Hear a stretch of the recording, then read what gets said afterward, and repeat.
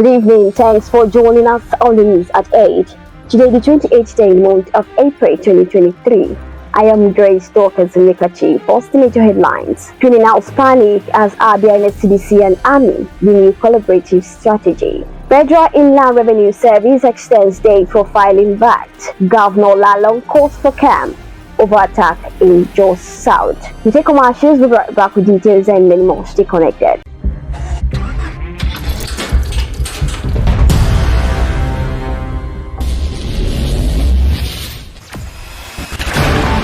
Experience the smooth and strong feeling that consistently surpasses expectation. Leading the way in high-performance lubricants, Master Supermoto Oil is as durable as titanium. Welcome back. Now the details. Criminal elements in Abia State are currently panicking as the state commandant of the Nigerian Security and Civil Defense Corps, Paul Zemina Igwe BK, says that the Corps and the Nigerian Army have reviewed their collaborative strategies to ensure sustenance of the relative peace in Abia. The ABN CDC boss discussed this shortly after a crucial meeting with the Brigade Commander 14th Brigade, Goodluck Ebele Jonathan Barak, Nigerian Army Ohafia, Brigadier General Adegoke Moses Adetui on Wednesday, 26 April 2023.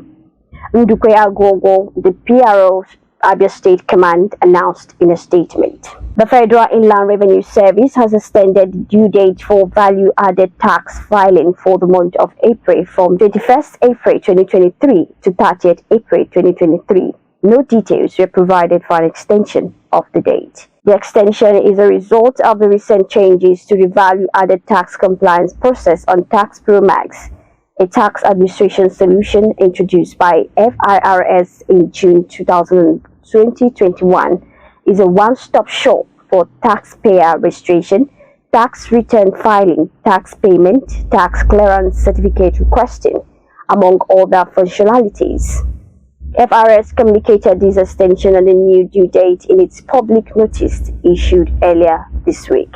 Governor of Plateau State, Simon Lalong, referred to the recent attacks in Farin Lamba Turu, Jos South local government area where local miners were killed as callous, condemnable, and unfortunate. Lalong expressed his great concern over recent events in the state that resulted in the loss of life and property, and said that security personnel were trying to find assailants and prosecute them. The fate of many Nigerians stranded in Sudan is hanging in the balance as a result of controversy involved in the evacuation process. A source private to the evacuation exercise said some Nigerians billed to be evacuated have been abandoned by the embassy officials who allegedly joined their families in Cairo, capital of Egypt, Daily Trust reports. After 5 days in kidnappers' den, the Nigerian Population Commission National Commissioner, Mrs. Gloria Uzonfo, has regained her freedom. Mrs. Uzonfo, a former head of service Bayelsa State, was kidnapped on Sunday evening at Obakiri Junction,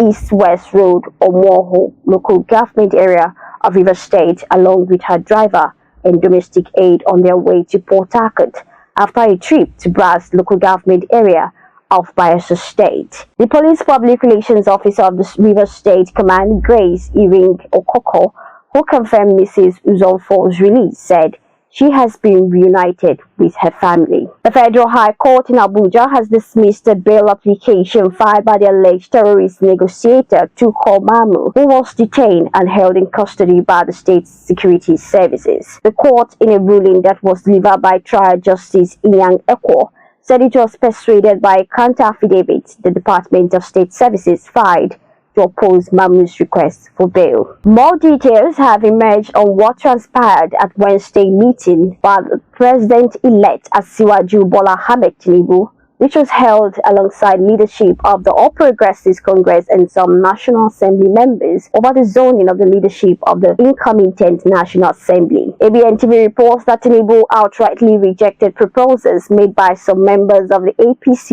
leadership and 3 South-West senators for the Senate presidency to be zoned to the South-South. A motor accident that occurred on Thursday at Zangoro village along the Bauchi-Darazo road claimed about 14 lives. Mr. Yusuf Abdullahi, the sector commander of the Federal Road Safety Corps in Bauchi State, reports that 5 other persons sustained varying degrees of injuries and were receiving treatment. He said that the accidents were between one Golf 3 wagon car with registration number AJ507GWA and one private Chevrolet car. Nigerian music star and social-political activist Charles Oputa, popularly known as Charlie Boy, says he will be having a Thanksgiving service on Sunday in Lagos for surviving prostate cancer. The singer recently underwent a successful surgery after battling with the ailment for over 10 days. In a tweet on Friday morning, the pioneer of our Mumudondu protest said he would be thanking God on Sunday for sparing his life.